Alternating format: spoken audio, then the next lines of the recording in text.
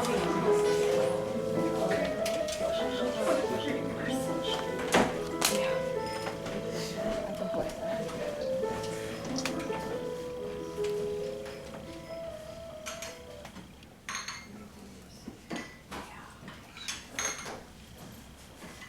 did you hear what I was playing, Miss Lane?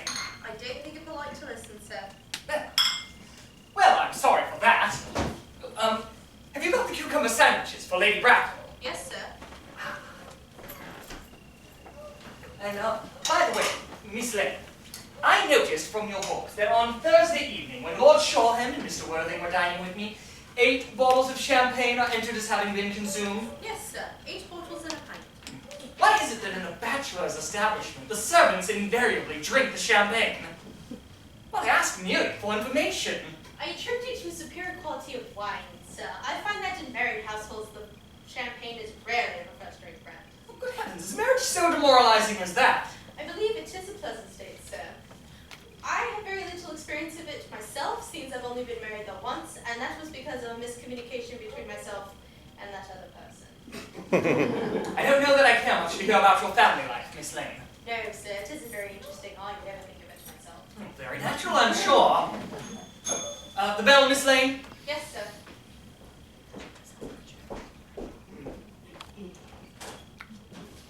Miss Lane's views on marriage seem somewhat lax. Honestly, if the lower class doesn't set a better example for us, what on earth is the use of them? Oh, they seem to have no sense of their moral obligations. Mr. Earnest Worthing. Ernest, what brings you to town? Pleasure, pleasure. What should bring one anywhere? Eating as usual, I see, Algy. I believe it is customary in good society to indulge in some light refreshments at 5 o'clock. Where have you been since last Thursday? Oh, in the country.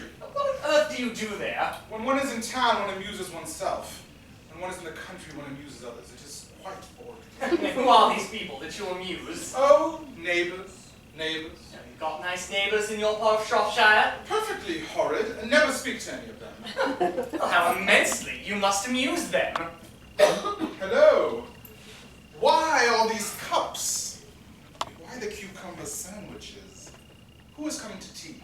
Oh, nobody. Merely Aunt Augusta and Gwendolyn. Oh, how perfectly delightful. Yes, that's all very well, but I'm afraid Aunt Augusta won't approve of you being here. Why not? My dear boy, the way that you flirt with Gwendolyn is absolutely disgraceful. It's almost as bad as the way Gwendolyn flirts with you. I am in love with Gwendolyn. I have come up to town expressly to propose. And I thought you said you'd come for pleasure. I call that business. Oh, how utterly unromantic you are. I don't see anything romantic about proposing. It is very romantic to be in love. But there's nothing romantic about a definite proposal. One may be accepted. One usually is, I believe, and then the excitement is over. The very essence of romance is uncertainty. But do not eat the cucumber sandwiches! These were ordered especially for Aunt Augusta. Yeah, but you have been eating them all this time. Oh, that's a different matter. She's my aunt. Here. Have some bread and butter. The bread and butter is for Gwendolyn. Gwendolyn is devoted to bread and butter. What good bread and butter it is. Dear boy, don't eat as if you were going to eat all of it. Behave as if you were married to Gwendolyn already. You are not married to Gwendolyn, and I don't think you ever will be. Why on earth would you say that? Well, in the first place, women never marry the men that they flirt with. They don't think it's right. Oh, that's nonsense. It is not. It accounts for all the bachelors that one sees about town. In the second place, I don't give my consent. Oh, your consent? Oh, my dear boy, Gwendolyn is my first cousin, and before I allow you to marry her, you must first clear up the whole question of Cecily. Cecily? Oh, what on earth do you mean by Cecily? I don't know anyone by the name of Cecily, Algy. What do you mean by that? Miss Lane, bring the cigarette case that Mr. Worthing left last time he dined here. Yes, sir. Do you mean to say that you have had my cigarette case this whole time? I have been looking for it and writing frantic letters to Scotland Yard. I was about to offer a large reward. Ooh, well, I wish you would. I happen to be more than usually hard up at this time. Well, there's no offering a large reward now that it has been found. That is very mean of you, Ernest. Huh? Well, it doesn't matter. Now that I look at the inscription inside, I find that this is not yours after all. Of course it's mine. You've seen it with me 100 times. No. This was a present from someone name of Cecily. You said you don't know anyone by that name. Well, if you must know, Cecily happens to be my aunt. Your aunt. Yes, charming lady too, lives up in Tunbridge Wells. Now give it back to me! No. She is your aunt. Why does she call herself Little Cecily? From Little Cecily, with her fondest love. Oh, my dear Algie, there is nothing in that. Some aunts are tall, some aunts are not tall. That is something that aunts need to decide for themselves. You seem to think that every aunt has to be like your aunt, and that is absurd. For goodness sakes, give it back, Algie! But if she is your little aunt, why does she call you her uncle?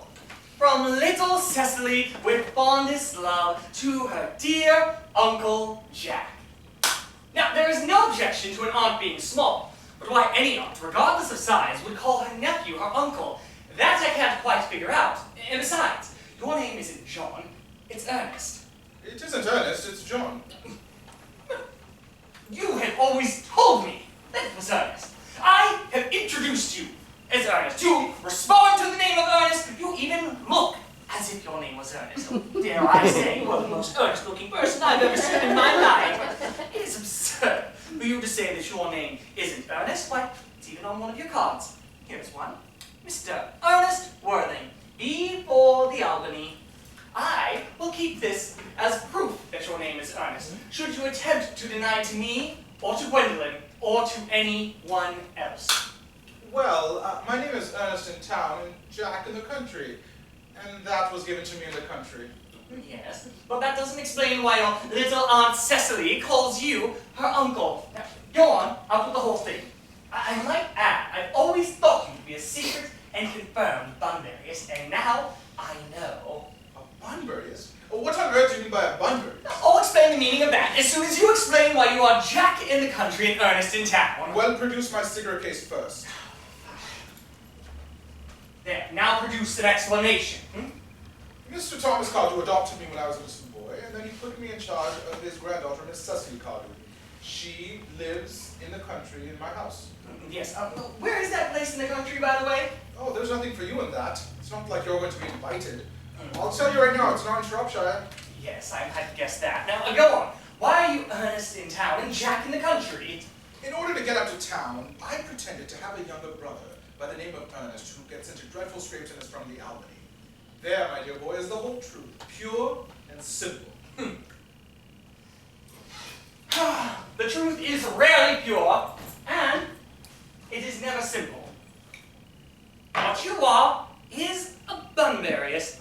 In fact, you are the most advanced Bunburyist that I've ever known. Oh, what do you mean by that? That's nonsense. It is not. You see, you have invented a brother by the name of Ernest so that you can come to the town whenever you like. I have invented a wonderful invalid friend by the name of Bunbury so that I may come up to the country whenever I like. A Bunbury is perfectly invaluable. Why, if it wasn't for his constant help, I wouldn't be able to join you at the Carlton tonight. I have really been engaged to Aunt Augusta for the past week. I haven't asked you to dine with me anywhere tonight, Algie. I know you haven't. You're perfectly terrible about sending out invitations. Nothing annoys one so much as not receiving invitations. You had much better dine with your Aunt Augusta. I haven't the slightest intention of doing anything of the kind. In the first place, I dined there on Monday. Once a week is enough to dine with one's own relations. In the second place, I know exactly who she will set me down next to tonight. She will set me next to Mary Farquhar, who always flirts with her own husband across the table. It is not pleasant. It's not even decent. And that sort of thing is on the rise. The amount of women who flirt with their own husbands is absolutely detestable. It's simply washing one's own clean linen out in public. And besides, now that I know you are a Bunburyist, I want to talk to you about it. I want to explain the rules. If Gwendolyn accepts me, then I will get rid of my brother, Ernest. I think I'll get rid of him anyway. Cecily is getting a little too interested in him. I will get rid of my brother, Ernest, and I strongly advise you to do the same with your with your invalid friend with that absurd name. Nothing could make me part with Bunbury. And if you get married, which is extremely problematic, you will want to know Bunbury as well. A man who marries without knowing Bunbury has a very tedious time of it. I marry a charming girl like Gwendolyn, then I won't want to know your friend Bunbury. Well, then your wife will. You don't seem to realize in married life, 3 is company and 2 is none. That must be Aunt Augusta. If I were to take her into the other room for, say, 10 minutes so that you can propose to Gwendolyn, may I join you at the Carlton tonight? Suppose so, if you must. Only if you're serious about it. I hate people who aren't serious about meals. It's so shallow of them. Lady Bracknell and Miss Fairfax. Well, dear Algernon, I hope you're behaving well. I am feeling very well, Aunt Augusta. That is not quite the same thing. In fact, the two rarely go together. Good afternoon, Mr. Worthing. How do you do? Well, dear me, now aren't you smart? Oh, I'm always smart, aren't I, Mr. Worthing? You are perfect, Miss Fairfax. Oh, I hope I'm not that. It will leave no room for developments, and I intend to develop in many directions. I'm sorry for a little late, Algernon, but I was obliged to call on dear Lady Harbury. I haven't been there since her poor husband's death. I've never seen a woman so altered.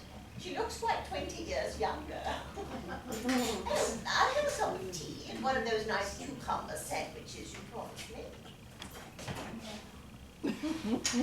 Miss Lane? Why are there no cucumber sandwiches? I ordered them especially for Aunt Augusta. There are no cucumbers at the market, sir, and I went down twice. No cucumbers? No, sir. Not even for ready money. Thank you, Miss Lane. That will do. Thank you, sir. Aunt Augusta, I am terribly sorry for there being no cucumbers in the market. Not even for ready money. Well, it's really no matter, Algernon. I had some scones with Lady Harbury, who it seems to me is living entirely for pleasure now. Yes, I understand. Her hair has turned quite gold from grief. Well, it certainly has changed color. From what cause, of course, I cannot say. Thank you. I have quite a treat for you tonight, Algernon. I'm going to send you down with Berry Farquhar. She's such a sweet young woman, and so attentive to her husband. It's delightful to watch them. Well, I'm afraid, Aunt Augusta, I shall have to give up the pleasure of dining with you tonight after all. Oh, I hope not, Algernon. It would throw my table completely out. Your uncle would have to dine upstairs. Unfortunately, he's accustomed to that. Well, yes, it is a terrible ball, but you see, I'm afraid I've just received word that my good friend Mr. Bunbury is in the hospital, and they seem to think that I should be with him. It is very strange. This Mr. Bunbury seems to suffer from curiously bad health. Oh, yes, Mr. Bunbury, he is such a dreadful invalid. I must say, Algernon, that I think it is high time Mr. Bunbury decided whether he's going to live or die. This shilly-shallying question is absurd. Nor do I approve of this modern sympathy with invalids. Illness is hardly a thing to encourage in others. Health is the primary duty of life. I am always telling that to your poor uncle, but he never seems to take much notice as far as improvements in his many ailments go. I would be much obliged, Algernon, if you would ask Mr. Bunbury from me to kindly not have a relapse on Saturday. But I rely on you to arrange my music for me. It is my last reception, and one wants something which will encourage conversation, particularly at the end of the season when everyone has practically said whatever they had to say. I will speak to Bunbury, Aunt Augusta. Well, that is if he is still conscious. But I think I can promise he'll be all right on Saturday. Now, the music, that is a great difficulty, but if you will follow me into the other room, I will show you what I prepared. Well, thank you, Algernon. It's very thoughtful of you. I'm certain the program will be quite delightful after its expurgations. Gwendolyn, you will follow? Oh, certainly, Mamma.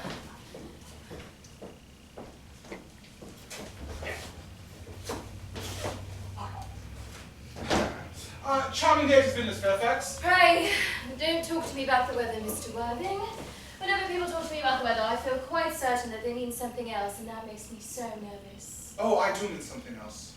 I thought so. And I would like to take advantage of Lady Bracknell's temporary absence. I would certainly advise you to do so. Mamma has a way of suddenly coming back into a room that I have had to speak to her about. Gwendolyn, ever since I met you, I have not admired another woman that I met ever since I met you. Yes, I'm quite aware of that fact. And in public, at any rate, I wish you had been more demonstrative. For me, you have always had an irresistible fascination. Even before I met you, I was far from indifferent towards you. We live, as I hope you know, Mr. Worthing, in an age of ideals, and my ideal has always been to love someone of the name Earnest. Oh, there's something in that name that inspires absolute confidence. When Algernon first told me that he had a friend called Earnest, I knew I was destined to love you. Then you do love me, Gwendolyn? Passionately. Oh, darling! You don't know how happy you've made me. My own Earnest. But you don't mean to say that you couldn't love me if my name wasn't Earnest. But your name is Earnest. Yes, but let's say it was something else. Could you not love me then? Oh, that is clearly a metaphysical speculation, and like most metaphysical speculations, has very little reference to the actual facts of life as we live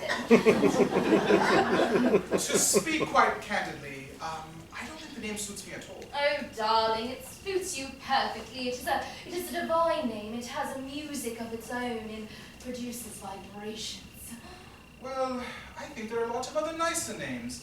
I think that Jack is a charming name. Jack! Oh! No! There's very little music in the name Jack, if any at all. Indeed, it is not thrill. It produces absolutely no vibrations. I have known several Jacks, and they all, without exception, were more than usually plain. Besides, Jack is a notorious domesticity for John, and I pity any woman who is married to a man called John. The only safe name here is Earnest. Gwendolyn, I must get christened at once. I mean, we must get married at once. Married? Oh, Mr. Worthing. Well, you do know that I love you, and you have led me to believe that you are not indifferent to me. I adore you. But you have not proposed to me yet. The subject of marriage has not even been touched upon. Well, may I propose to you now? I think it'd be an admirable opportunity. And to spare you any disappointment, Mr. Worthing, I think it is only fair to tell you beforehand, quite frankly, that I am fully determined to accept you. Then, Gwendolyn, you will marry me? Oh, yes, I will, darling. How long you have been about it. I'm afraid you've had very little experience on how to propose. My own one. I have never loved anyone but you. Oh, darling, men ought to propose for practice. Oh, Ernest, what wonderful eyes you have. I only hope that you will look at me with those eyes when other people are present. Mr. Worthing, rise, sir, from that semi-recumbent posture. It is most indecorous. Mamma, I must ask you to retire. There is no place for you here. Besides, Mr. Worthing is not quite finished yet. Finished with what, may I ask? I am engaged to be married to Mr. Worthing, Mamma. Pardon me, you are not engaged to anyone. When you do become engaged to anyone, I or your father, as health permit, will advise you of the fact. An engagement should come upon a young girl as a surprise, pleasant or unpleasant as the case may be. But it is not a matter that she should be allowed to arrange for herself. Now, Mr. Worthing, I have some questions to put to you. And while I am making these inquiries, Gwendolyn, you will wait below in the carriage. But, Mamma! In the carriage, Gwendolyn. No! Yes, Mamma.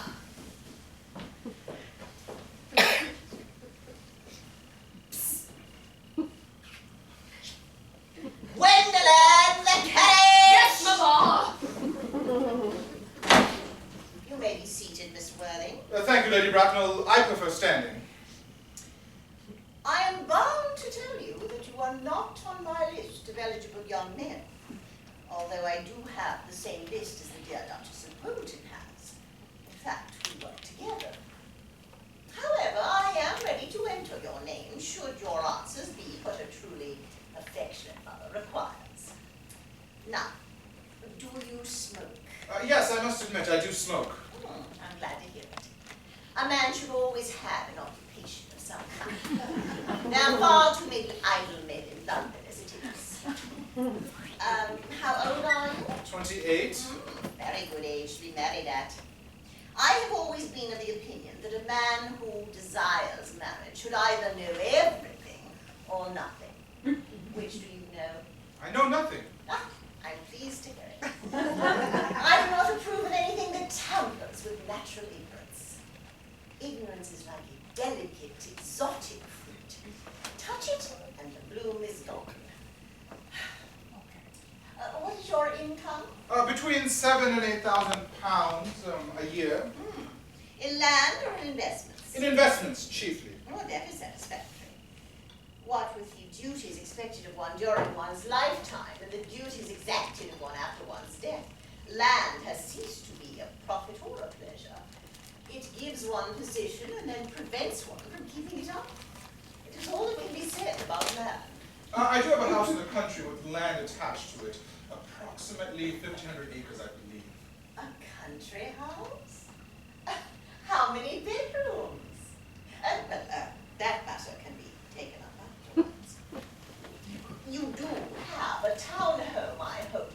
A girl with a simple, unspoiled nature like Gwendolyn can hardly be expected to reside in the country. I do have a house in Belgrave Square let to Lady Bloxham, which I can get back in 6 months' notice. Lady Bloxham? I don't know her. She gets about very little. She is a woman advanced in years. Nowadays, that is no guarantee of respectability of character. What number in Belgrave Square? 149. Oh, dear. The unfashionable side. I knew there was something. Oh, well, that can easily be altered. Now, two minor matters. Are your parents living?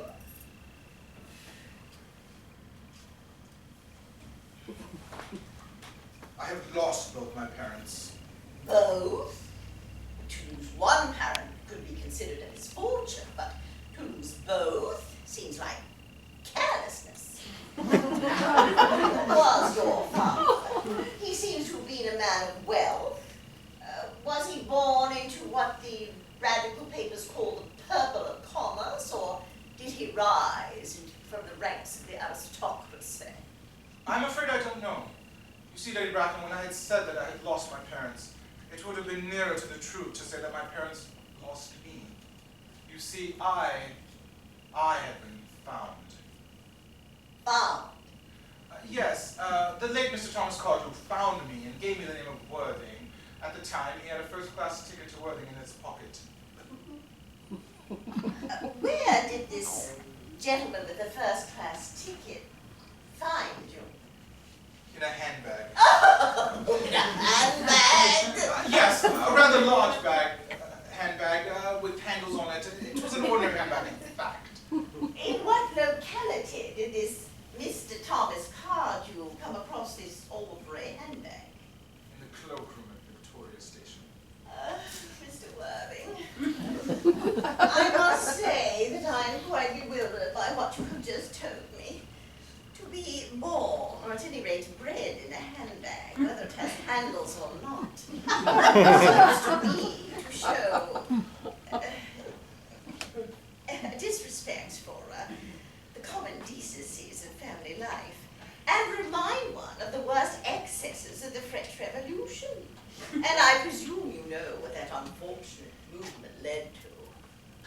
As to the particular locality of the handbag, a cloakroom in a railway station could be used to conceal a social indiscretion.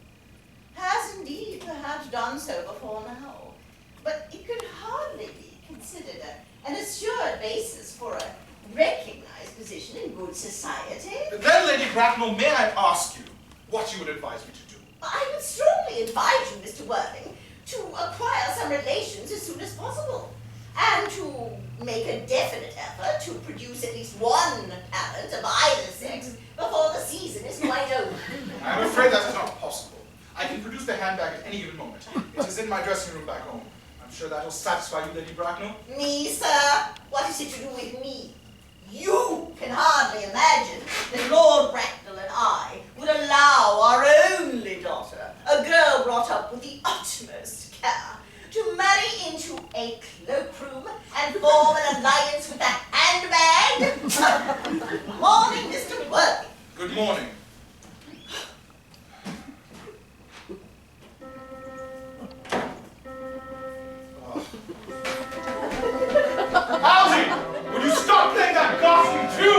Comedy audit!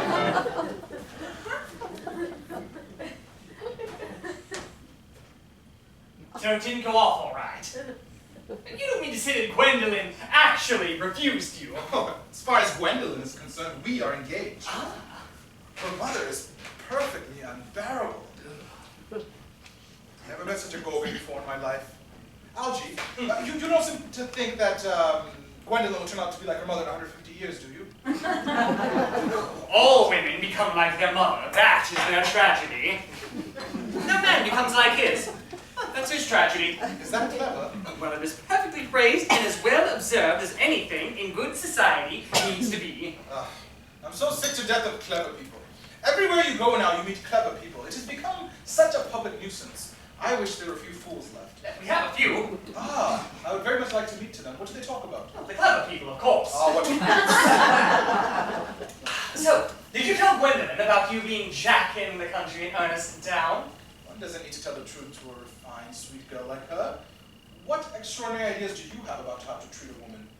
Well, the only way to treat a woman is to make love to her if she's pretty, and somebody else if she's plain.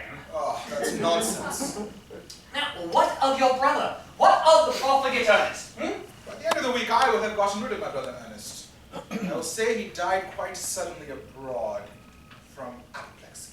Lots of people die of apoplexy, don't they, Alfred? Yes, but that's the sort of thing that's hereditary. You'd much better say a severe chill. And that isn't hereditary? No, of course not. Very well then. I will say that my brother Ernest died suddenly of a severe chill in Paris. That is what gets rid of him. No, but I thought you said Cecily had become far too attached to Earnest. Oh, that doesn't matter. Cecily isn't a silly romantic girl. She has a capital appetite and goes for long walks, and she doesn't pay any attention at her lessons. Ooh. I should very much like to meet Cecily. I will take very good care that you don't. She is excessively pretty and she's only just 18. And if you told Gwendolyn that you have an excessively pretty ward who's only just 18? One doesn't need to blurt out such things. When Gwendolyn and Cecily meet, they will become fast friends. I bet you anything that within half an hour, they will be calling each other sisters.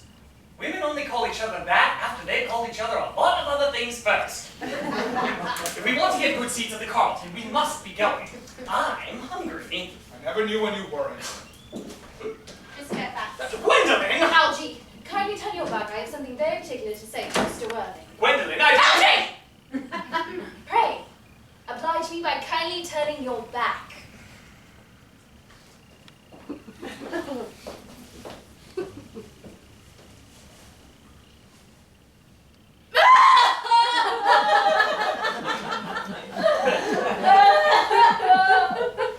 Honest, we may never be married. From the expression of Mamma's face, I fear we never shall. Oh, very few parents nowadays pay any regard to what their children have to say to them. The old-fashioned respect for the young is rapidly dying out. And whatever influence I ever had over Mamma, I lost at the age of 3. But, though she may prevent us from becoming man and wife, and I may marry someone else, and very often, nothing she can do can alter my eternal devotion towards you. Oh, Gwendolyn, darling. Oh, the subject, the story of a romantic origin as related to me by Mamma with romantic pleasures as naturally stirred the deeper fibers of my nature. Your Christian name is still an irresistible fascination to me. Your town address at the Albany I have. What is your address in the country? The Manor House, Woolton, Hertfordshire. How long will you be staying there? Until Monday. Good. Algie! You may ring the bell now. Thanks, will do. You may also... You will let me see you out, my darling? Oh, certainly. I will see Miss Fairfax out. Yes, sir. Miss Lane, tomorrow I am going Bunbury. Yes, sir. Miss Lane, I probably will not be back until Monday. You can put up all my dress clothes, all my Bunbury suits, oh, and my smoking jacket. Yes, sir. Miss Lane, I hope tomorrow is a fine day. It never is, sir. Miss Lane, you are the perfect pessimist.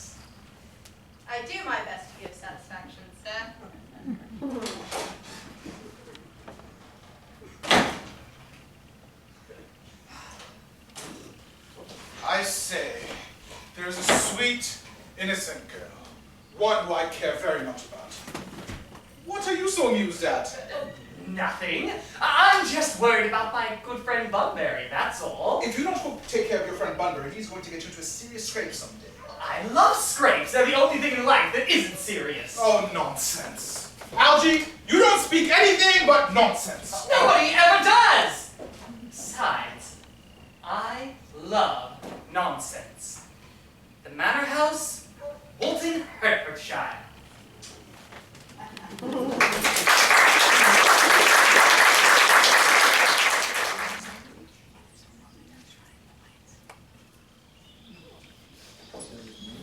Cecily!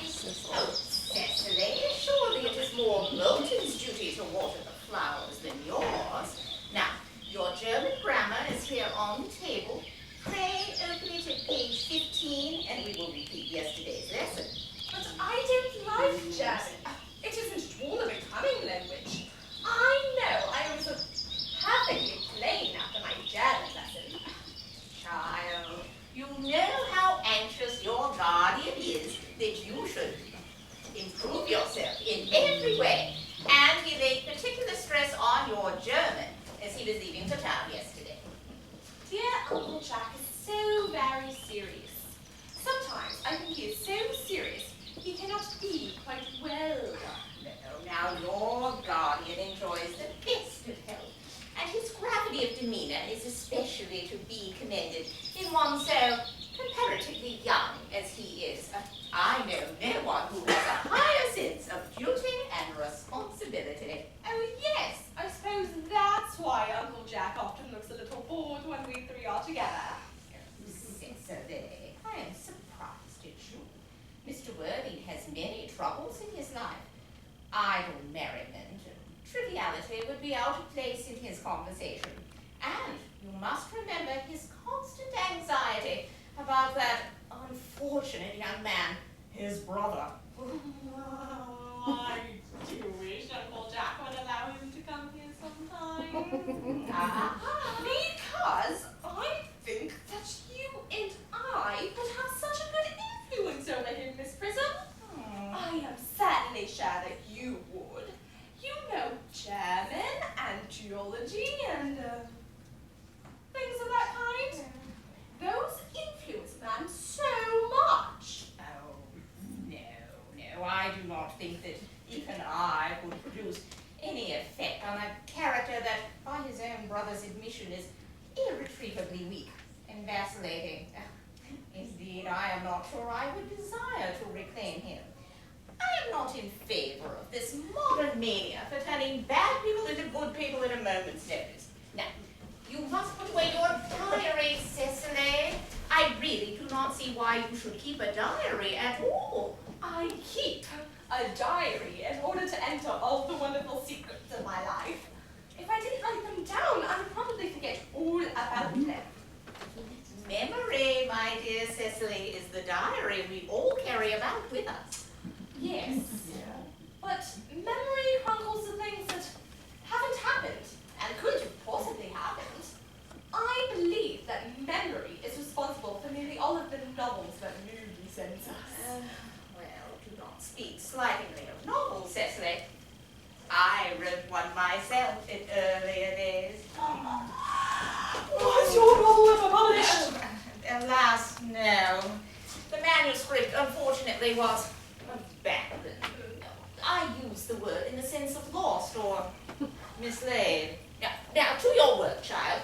These speculations are profitless. Oh, but I see a dear Dr. Chasuble coming up through the garden. Oh, Dr. Chasuble, this is indeed a pleasure. How are we this morning? You are, I trust, well, Miss Prism. Miss Prism had just been complaining of a slight headache. I think it would do her so much good to have a short stroll through the garden with you, Dr. Chasuble.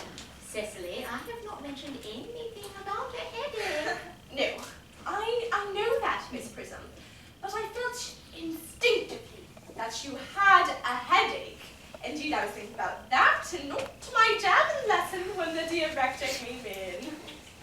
I hope you're not being inattentive, Cecily. Oh, I'm afraid I am.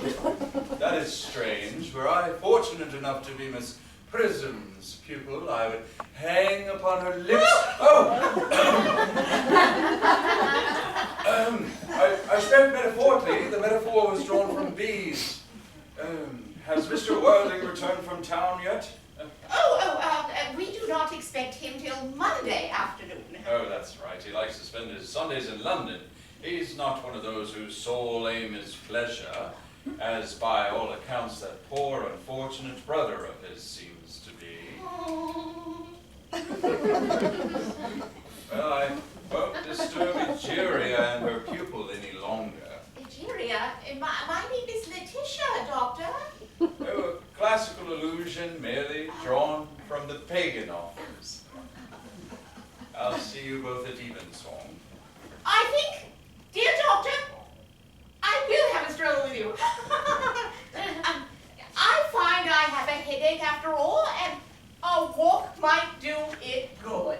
With pleasure, Miss Prism, with pleasure. We might go as far as the schools and back. Oh, that would be delightful.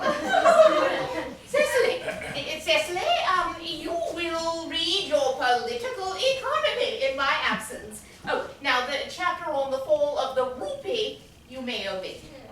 It is somewhat too exciting for a young girl.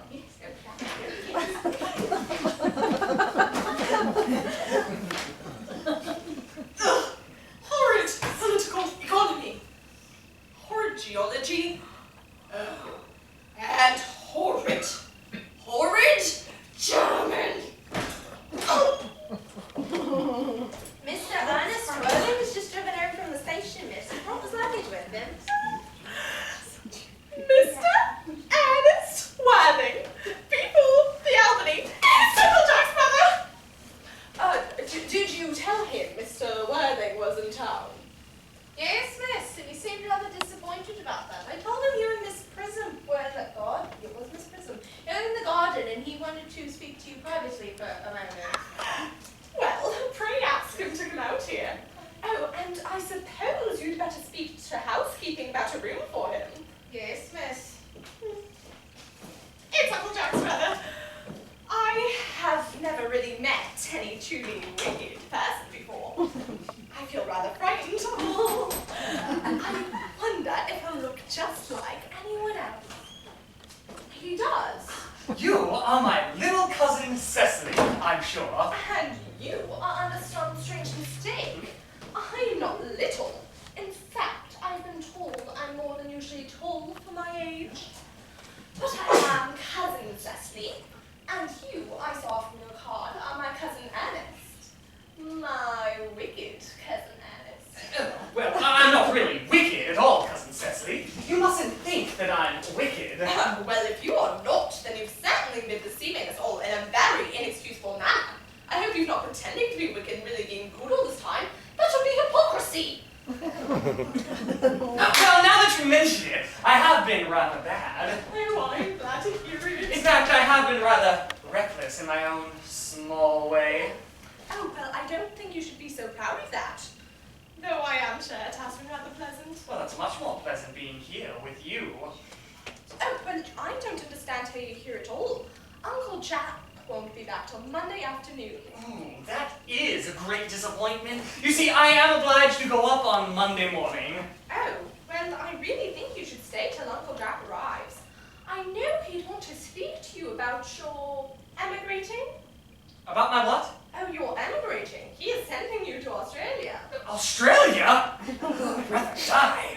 Well, Uncle Jack said at dinner on Wednesday night you'd have to choose between this world, the next world, and Australia. Yeah. Well, the accounts that I have received of the next world and Australia have not been favorable. This world is good enough for me. Yes, but are you good enough for it? Well, I'm afraid I'm not. That's why I've come to meet you. I was hoping that you might reform me. You might make it your mission, if you will. Oh, well, I'm busy this afternoon. Oh, would you mind me reforming myself then? Oh, how very quixotic of you. I think you should try. I will. I'm feeling better already. Oh, well, you're looking rather wise. No, that's because I'm hungry. Oh, how thoughtless of me. I should have remembered that one is going to lead an entirely new life. One requires regular and wholesome meals. Won't you come in? Oh, yes. Won't you give me a flower? Ma chère? I'd much rather have a pink rose. Why? Well, because you are like a pink rose, Cousin Cecily. I don't think it's quite right for you to say such things to me. Miss Prism never says such things. Well then, Miss Prism is a short-sighted old lady. You are the prettiest girl that I've ever seen. Well, Miss Prism says that all good looks are a snare. They're a snare that any sensible man would like to be caught in. Oh, well, I don't think I'd like to catch a sensible man. What would we have to talk about? Now, you are too much alone, dear Dr. Torsford. You should get married. Misanthrope, I can understand. Well, womanthrope, never. Well, the precept, as well as the practice of the primitive church, was strictly against matrimony. Yes. And that is obviously the reason why the primitive church has not lasted up to the present day. And you do not seem to realize, dear doctor, that by persistently remaining single, a man converts himself into a permanent public temptation. Wise men should be more careful. This very celibacy leads weaker vessels astray. But is a married man not equally attractive? Oh, no married man is ever attractive, except to his wife. And often I've been told not even then to her. But where is Cecily? Oh, perhaps she followed us to the schools. Oh, Mr. Worthing. Mr. Worthing. Well, this is indeed a surprise. We did not look for you till Monday afternoon. I have arrived earlier than suspected. My dear Mr. Worthing, I trust this garb of woe does not betoken some terrible personal calamity.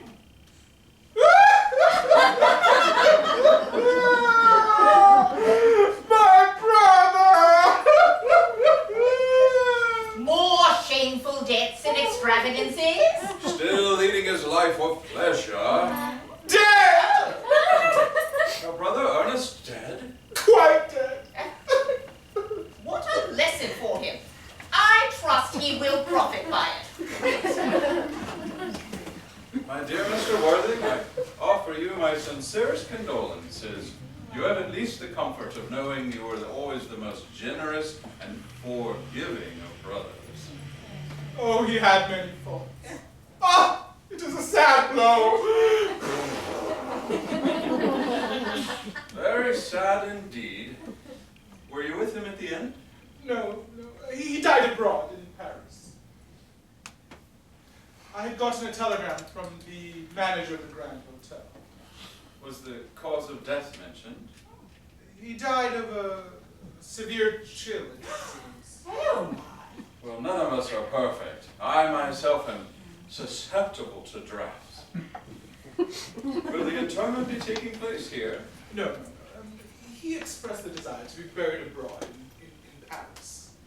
In Paris? Well, that hardly points to a clear state of mind in the end. You will no doubt wish me to make some slight allusion to this tragic domestic affliction next Sunday. My sermon on the meaning of the monarch can be used for almost any occasion. Joyful, or in this case, distressing.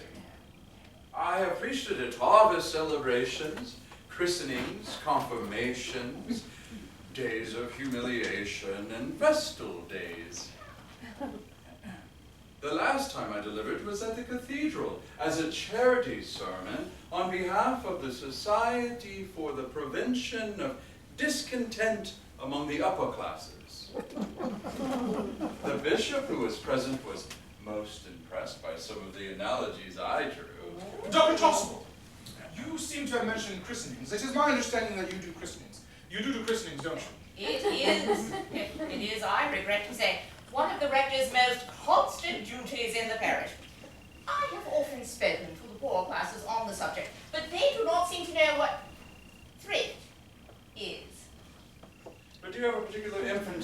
your brother was, I believe, unmarried, was he not? Quite unmarried. Well, people who live entirely for pleasure usually are. No, the christening is actually for myself, if you don't have anything better to do. But surely, Mr. Worthing, you've been christened yourself. I don't remember anything about it.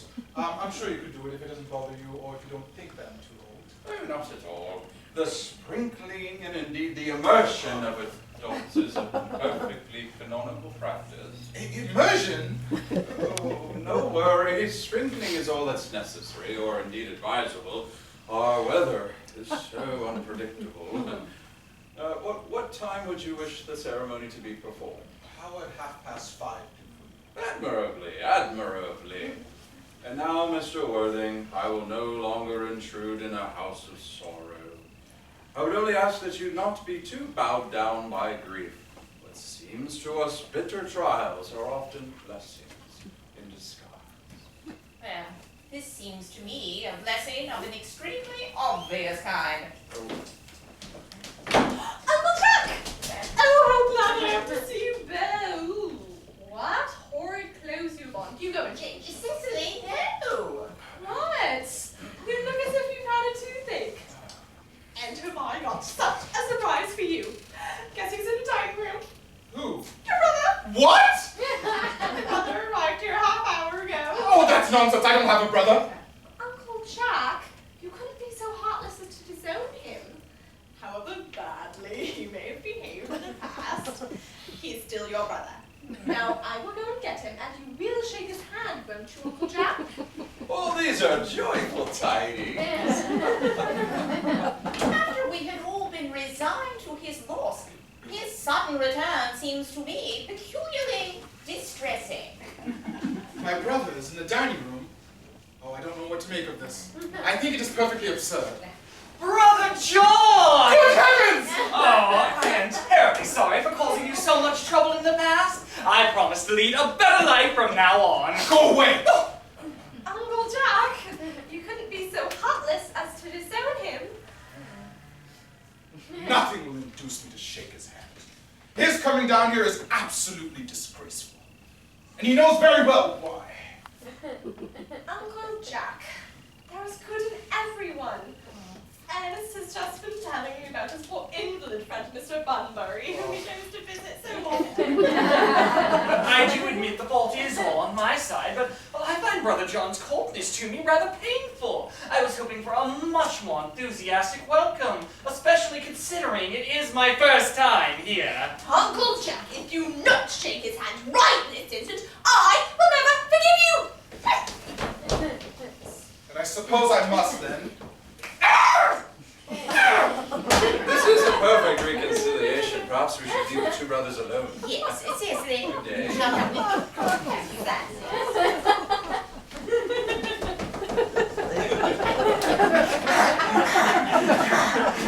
Algernon! You must go at once. I don't allow any Bunbury here.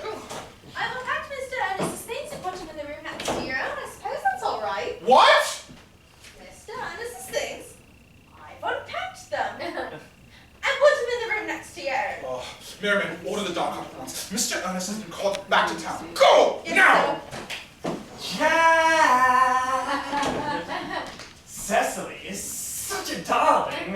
Do not speak of Miss Caldwell like that. I don't like it. I don't like your clothes. Go and change, won't you? It's perfectly horrid, you mourning for someone who is not dead, but is staying with you in your own house for a week. I call that grotesque. You are not staying for a week. You will leave now by the 4-5 train. I wouldn't certainly not. Why, if I was in mourning, you would stay with me, wouldn't you? I'd think it most unfriendly if you didn't. Well, will you go if I change my clothes? Only if you're fast about it. Never seen anyone take so long and get such little result. Well, it's better than being overdressed like you are.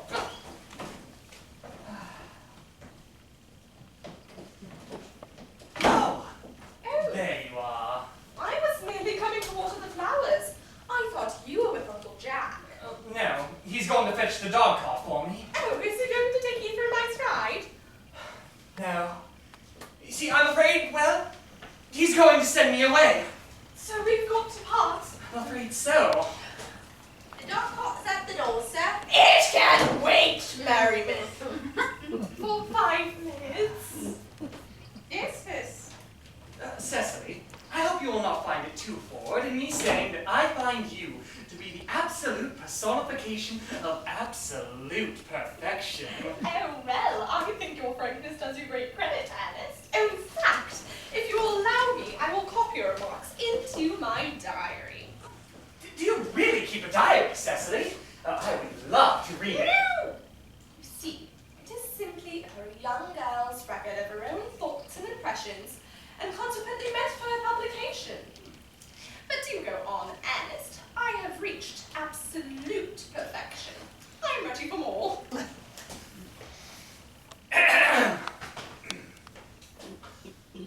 Cecily, ever since I laid eyes upon your wonderful, incomparable beauty, I have dared to love you wildly, passionately, devotedly, and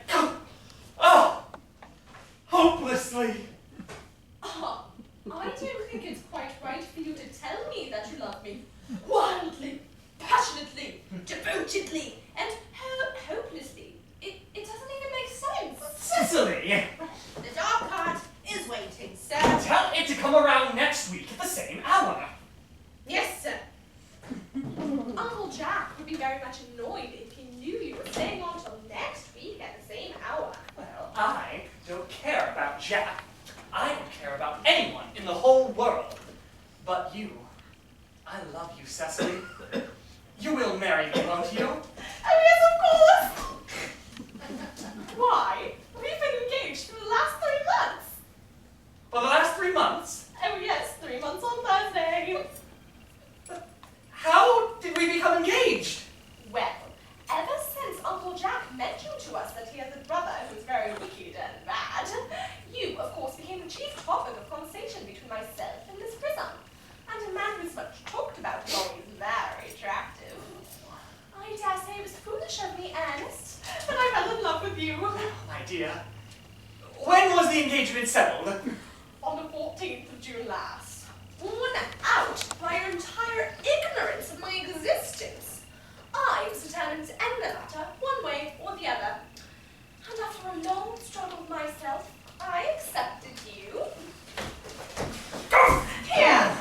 And the next day, I went out and bought this little ring in your name. Oh, did I buy this for you? It's very pretty, isn't it? Oh yes, Ernest, you've wonderfully good taste. It's the excuse I've always given for your leading such a bad life. Oh, and here is a box where I keep all of your dear letters. Letters? Cecily, I haven't written you any letters. You hardly need remind me of that. I remember only too well I was forced to write them myself. Do let me read them. Okay. I couldn't possibly. They'd make you far too conceited. You dear, sweet little angel. Oh, you dear romantic boy. You'll never break off our engagement, will you, Cecily? Oh, I don't think I could now that I've actually met you. And there is, of course, a matter of your name. Oh, yes, of course. Now, don't laugh at me, darling, but there's always been a girlish dream of mine to love someone by the name of Ernest. There is something in that name that seems to inspire absolute confidence. I pity any poor married woman whose husband is not called Ernest. Yes, but Cecily, supposing I had another name, couldn't you love me then? But what other name? Any name you like, Algernon, for instance. Don't like Algernon. Cecily, it's a very nice name. In fact, it's a very aristocratic name. Couldn't you love me if I was Algie? I might respect you, Ernest.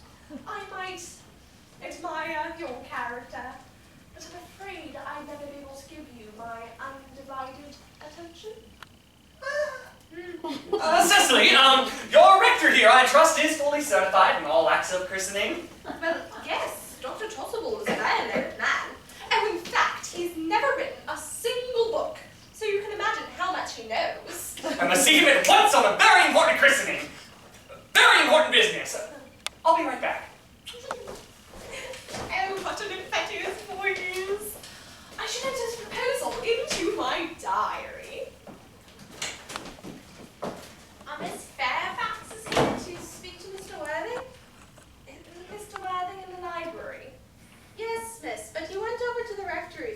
to go.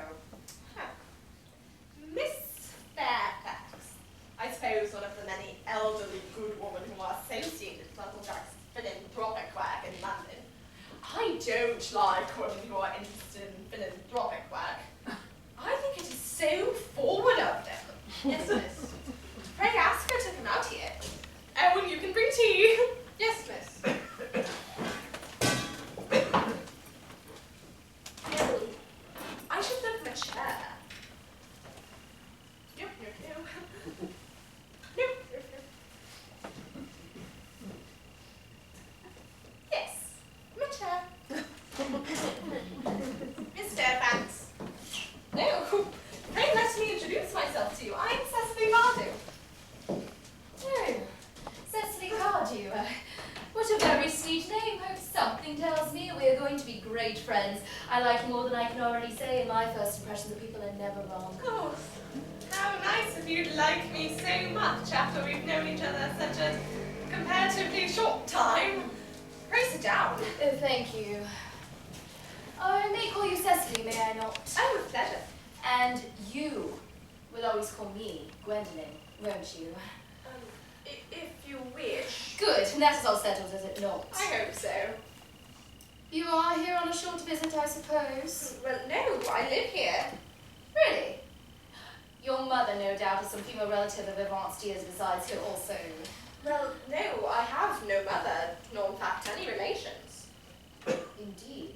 My dear guardian, with the assistance of Miss Prism, of course, has the arduous task of looking after me. Your guardian? Yes, I am Mr. Worthing's ward. Oh! 'Tis strange he never mentioned to me that he had a ward. How secretive of him, he grows more interesting hourly. I am not sure, however, that the news inspires me with feelings of unmixed delight. I'm very fond of you, Cecily, and I've liked you ever since I met you. But I am bound to state that now that I know that you're Mr. Worthing's ward, I cannot help expressing the wish that you were, well, just a little older than you seem to be, and not so quite very alluring in appearance. In fact, if I may speak candidly, Oh, pray do. I feel that whenever one has something unpleasant to say, one should always be quite candid.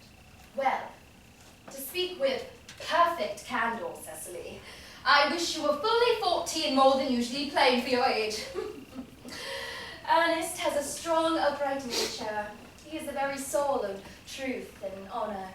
But even men are the most possible moral character susceptible to the physical charms of others. I beg your pardon, Gwendolyn, but did you say Ernest? Yes. Oh, but it is not Mr. Ernest Worthing who is my guardian. It's his brother. His elder brother. Ernest never mentioned to me that he had a brother. Oh, well, I'm sorry to say they've not been on good terms for a long time. That accounts for it. And now that I think of it, I've never heard a man mention his brother. Such seems distasteful to most men. Though you are quite sure that this is not Mr. Earnest Worthing who is your guardian. Oh, quite a share. In fact, I vote he is. I beg your pardon? Dearest Gwendolyn, there's no reason why I should make any secret of it to you. Our little country newspaper is sure to chronicle the fact next week. Mr. Ernest Worthing and I are engaged to be married. Oh, my poor dear Cecily. There must be some slight error. Mr. Ernest Worthing, dear, is engaged to me. The subject will be posted no later than Saturday in the Morning Post. Oh, you must be under some misconception, dear Gwendolyn. Ernest proposed to me not 10 minutes ago. Ah, 'tis strange, for he asked me to be his wife yesterday afternoon at 5:30. You care to verify the incident, pray do so. I never travel without my diary. I am so sorry, dear Cecily, if there's any disappointment to you. But I'm afraid I have the prior claim. It would distress me more than I can tell you, dear Gwendolyn, if it caused you any mental or physical anguish. But I feel bound to point out that since Ernest proposed to you, he has clearly changed his mind. If the poor fellow has been entrapped into any foolish promise, I feel it is my duty to rescue see him at once, and with a firm hand. Whatever foolish entanglements my dear boy may have gotten into, I will never approach him with it after we are married. Do you allude to me, Miss Cardew, as an entanglement?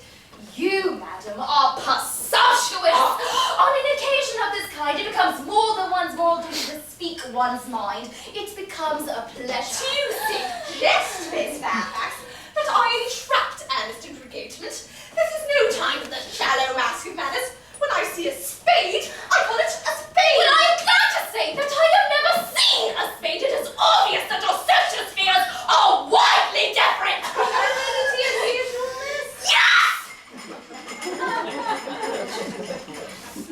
Yes, as usual, Merriman. And quite a lovely garden you have, Miss Cardew. I am so glad you like it, Miss Fairfax. I had no idea flowers grew in the country. Oh, well, you see, flowers are as common here as people are in London. May I offer you some tea? Thank you, Miss Cardew. Sugar? No, thank you. Sugar is not fashionable anymore.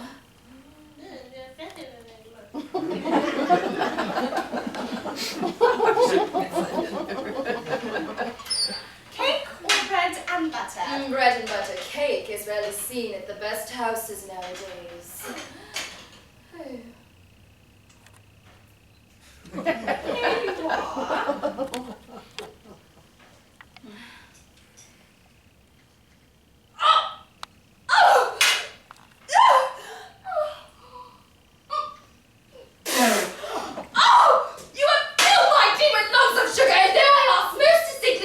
Butter, you have given me cake!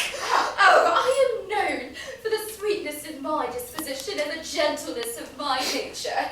But I am afraid, Miss Cardew, you may go too far. To save my poor, sweet, innocent, trusting boy from the machinations of any other girl, there are no lengths to which I would not go. From the moment I saw you, I knew I distrusted you. I felt that you are false and deceitful. And my first impressions of people are invariably right. It seems to me, Miss Fairfax, that I am trespassing on your valuable time.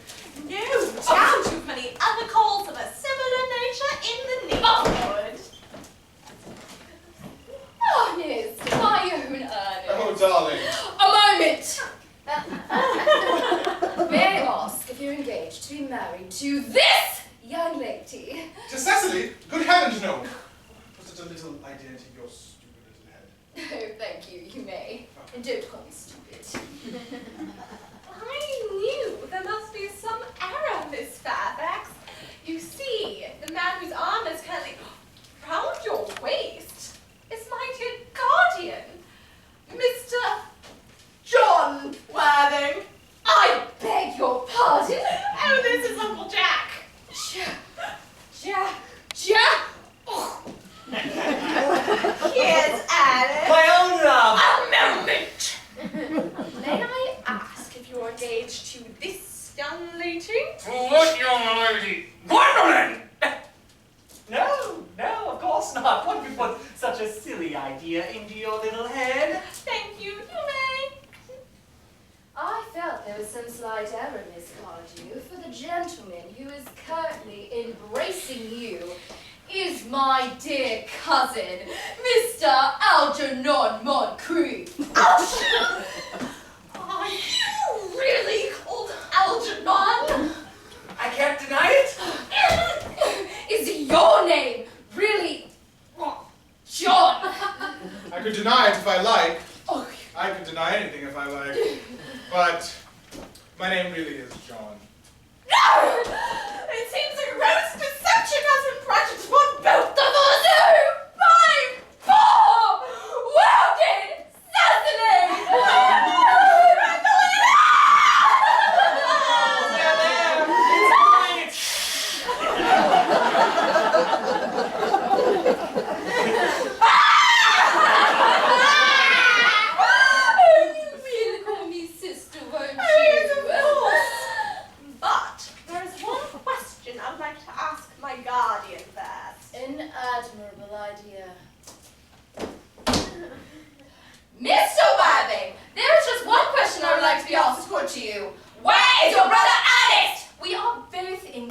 your brother Ernest. So it is a matter of some importance to us where he is at present. Oh, Gwendolyn. My dear Cecily. It pains me to have to tell you the truth. Never in my life have I been reduced to such a painful position. But I must tell you that I don't have a brother. I never had a brother. And I don't have the slightest intention of ever having one in the future. No brother at all? No brother at all. No brother of any kind. No, not even of any kind.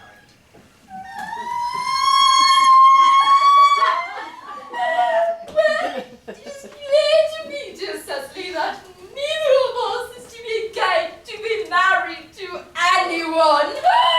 It is not a very pleasant position for a young girl to find herself in, is it? No, let us go to the house. They'd hardly venture to come after us there. No, men are cowards. This ghastly state of affairs is what you call bunburying, I suppose.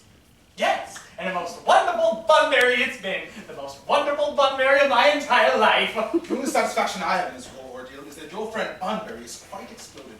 You won't be able to get up to the country as often as you do, and that's a good thing. Ooh, well, your brother is a little off color, isn't he, Jack? You're not going to be able to come to town as often as you like, and that's not a bad thing either. As for your conduct towards Miss Cardew, you taking a sweet, innocent girl like her is inexcusable. Not to mention that she is my ward. Well, I can see no excuse for you deceiving a brilliant, clever, experienced young lady like Miss Fairfax, to say nothing of the fact that she is my cousin. I wanted to be engaged to Miss Fairfax, that is all. I love her. Well, I wanted to be engaged to Cecily. I adore her. How can you sit there calmly eating muffins when we're in this horrible trouble? It is perfectly heartless. Well, I couldn't eat muffins in an agitated manner. The butter would probably get on my cuffs. One should always eat muffins quite calmly. It's the only way to eat them. You don't have to eat them in a greedy way. Here, have tea cake. I don't like tea cake. A man should be able to eat muffins in his own backyard. You just said it was perfectly heartless to eat muffins. I said it was perfectly heartless for you to eat it under the circumstances. That is a very different thing. That may be, but the muffins are the same. Why don't you go? Algie, I wish you would go! No, I can't go. I have made arrangements with Dr. Chasuble to be christened at 6, and besides, I haven't finished my tea yet. You're drinking my tea! No, my muffins! Those aren't your muffins!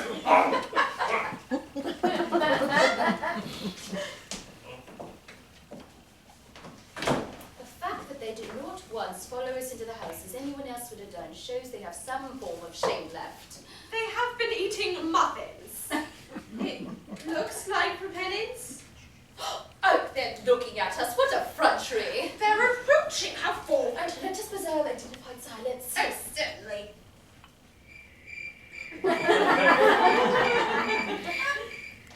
This dignified silence produces an unpleasant effect. Oh, most distasteful. But we will not be the first to speak. Oh, certainly not.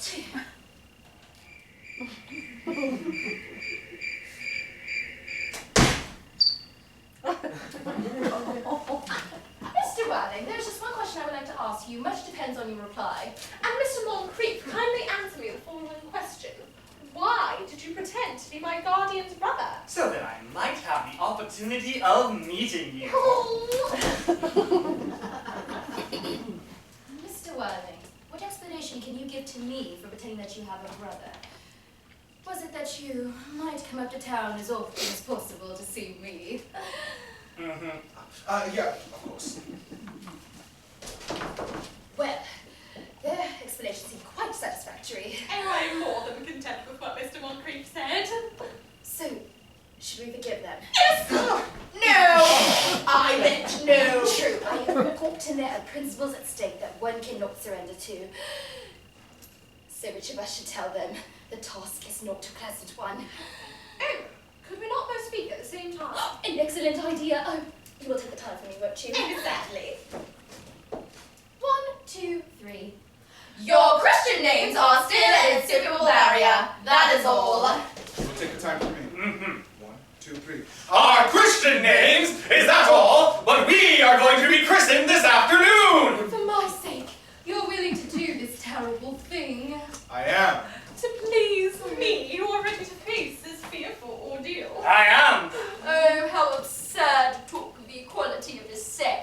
Men are infinitely beyond us. We are! They have moments of physical courage of which we women know absolutely nothing. Darling! Lady Bracknell! Heavens! Gwendolyn, what does this mean? Merely that I am engaged to be married to Mr. Worthing Lamar. Sit! Ow!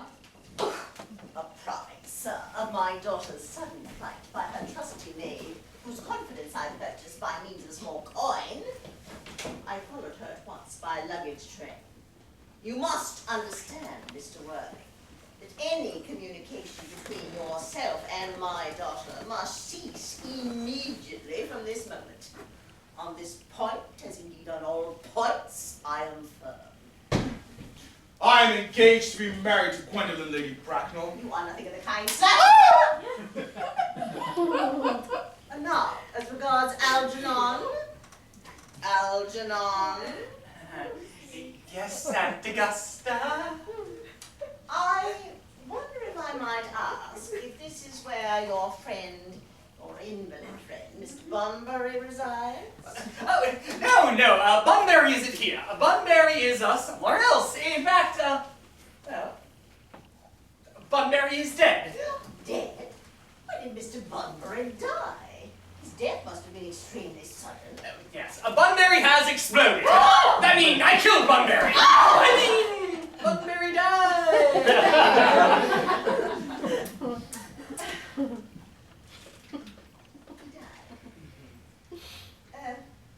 Well, he seems to have had a great confidence in his physicians.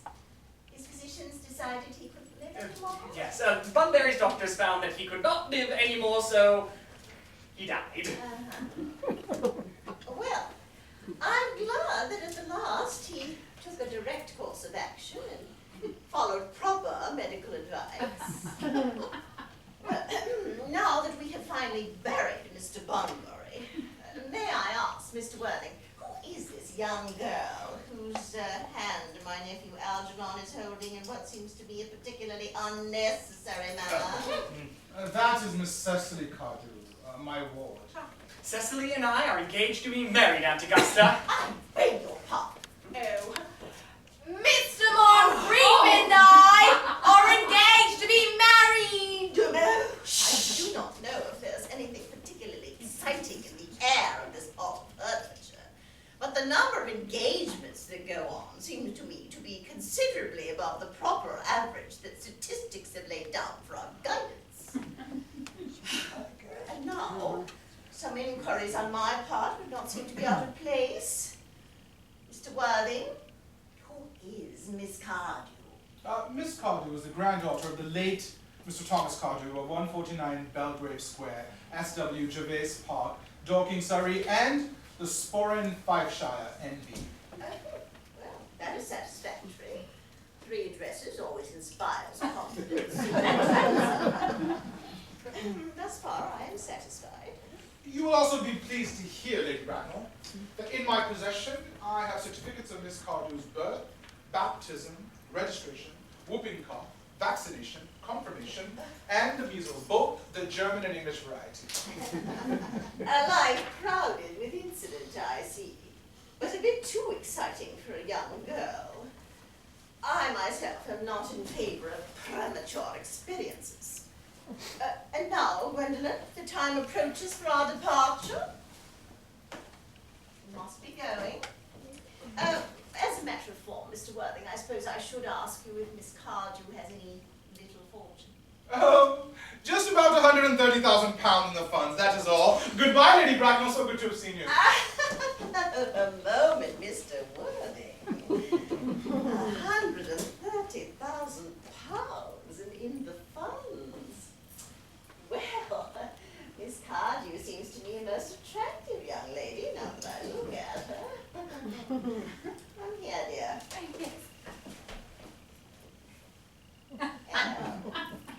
Your dress is sadly simple, and your hair looks as though nature might have blended it. However, those things can be altered. A thoroughly experienced French maid can make I remember recommending one to young Lady Lansing, and after 3 months, her own husband did not know her. And in 6 months, nobody knew her. Kindly turn round here. Algernon, Yes, Aunt Augusta. there are distinct social possibilities in Miss Cardew. Cecily is the sweetest, prettiest, dearest girl that I have ever met. And I don't give 2 pence about social possibilities. Do not speak disapprovingly of society, Algernon. Only people who can't get into it do that. Well, my dear, you must know that Algernon has nothing but his debts to depend upon. However, I do not approve of mercenary marriages. When I married Lord Bracknell, I had no fortune of any kind. But I did not dream for a moment of allowing that to stand in my way. So, I suppose I must give my consent. Thank you, Aunt Augusta. You may kiss me, Cecily. Thank you, Aunt Augusta. The marriage should take place quite soon, I think. Thank you, Aunt Augusta. Frankly, I am not in favor of long engagements. They give people the opportunity of finding out about one another's characters before marriage, which I think is never advisable. Pray excuse me for interrupting you, Lady Bracknell, but I'm afraid this engagement is out of the question. As Miss Cardew's guardian, she cannot consent to marriage until she comes of age, and that is a consent that I absolutely decline to give. On what grounds, may I ask? Oh, it pains me to have to speak the truth to you, Lady Bracknell, but I suspect your nephew of being untruthful. Untruthful? My nephew Algernon? Impossible. He's an Oxonian. He gained admission into my house under the false pretense of dating my brother. He then gained the admiration of my only ward. He subsequently stayed for tea and devoured all the muffins. What makes his behavior so heartless is he did this all knowing well that I do not have a brother.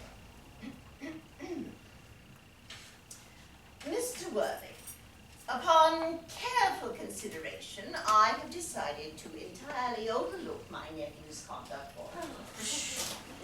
Come here, sweet child. How old are you, dear? Oh, well, I'm really only 18, but I always admit to 20 when I go to evening parties. You will soon become of age and free of the restraints of tutelage. Therefore, I do not think that your guardian's consent is really of any matter of importance after all. Pardon me for interrupting you again, Lady Bracknell, but under the terms of her grandfather's will, Miss Cardew does not come of age until she is 35. I do not find that a grave objection. London society is full of women at the very highest birth who, of their own free choice, have decided to remain 35 for years. Algie, could you wait for me until I'm 35? Of course I could, Cecily. You know that I could. Yes, I felt it instinctively. But I could not wait all that time. Then what is to be done? I don't know. Mr. Worthing, since Miss Cardew states positively that she cannot wait until she's 35, a remark that I am bound to say shows a rather impatient nature, I would beg you to reconsider your decision. Oh, my dear Lady Bracknell, the matter is entirely in your hands. The moment you consent to the marriage between me and Gwendolyn, I will consent to the alliance between these two. My dear Mr. Worthing, you must know that what you propose is utterly out of the question. Then, a passionate celibacy is all that we can look forward to. No! That is not the future that I want for Gwendolyn. Algernon, of course, can choose for himself. Come along, dear. We must be going. We've missed at least 5 and not 6 trains. Is everything ready for the christening? Christening, sir, is not that somewhat premature? Both these gentlemen have expressed a desire for immediate christening. At their age? The idea is grotesque and irreligious. Algernon, I forbid you to be christened. I do not believe in these excesses.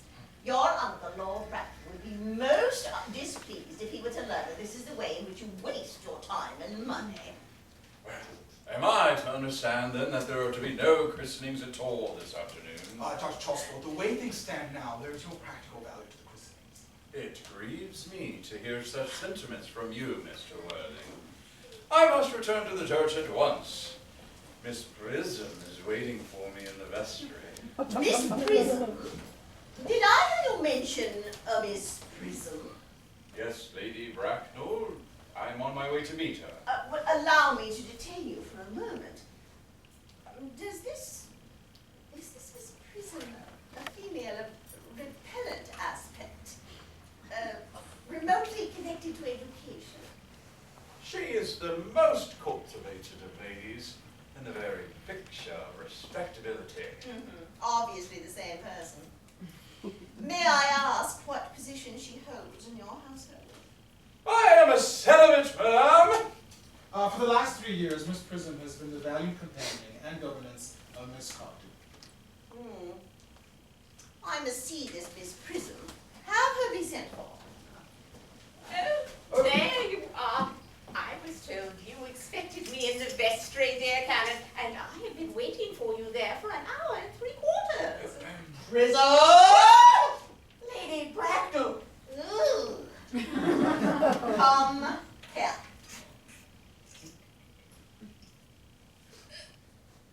Prism,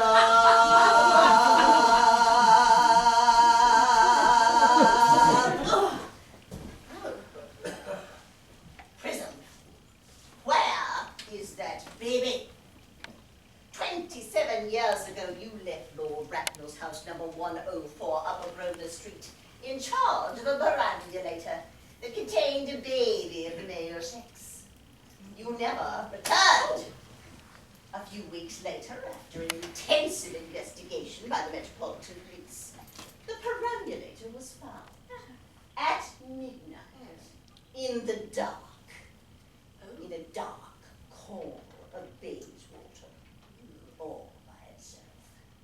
In it was a manuscript of a 3-volume novel of incredibly revolting sentimentality. But the baby was not there. Prism, where is that baby? Well, Lady Bracknell, I admit with shame that I do not know. I only wish I did. The plain facts of the case are these.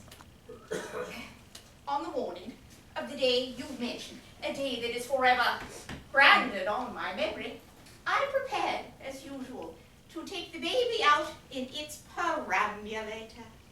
I have also with me a somewhat old but capacious handbag in which I intended to place the manuscript of a work of fiction I had written in my few unoccupied hours. In a moment of mental abstraction, I deposited the manuscript in the perambulator and placed the baby in the handbag. But where did you deposit the handbag? Oh, do not ask me, Mr. Whitney. Miss Prism, this is a matter of no small importance. I must know. In the cloakroom at Victoria Station, the Brighton line. I must retire to my room for a moment. Gwendolyn, you will wait here for me. If you are not too long, I will wait for you here my whole life. What do you suppose this means, Lady Bracknell? Oh, I dare not even suspect of it. Uncle Jackson's strangely agitated. Your guardian is of an emotional nature. This noise is most unpleasant. It stopped. I wish you would reach some conclusion. No, the suspense is terrible. I hope it will last. Miss Prism, is this the handbag? Examine it carefully. The happiness of more than one life depends upon it. Well, it seems to be mine. Oh, why yes. Here is the injury it received through the upsetting of a Gower Street omnibus in younger and happier days. Oh, and here are my initials. Oh, the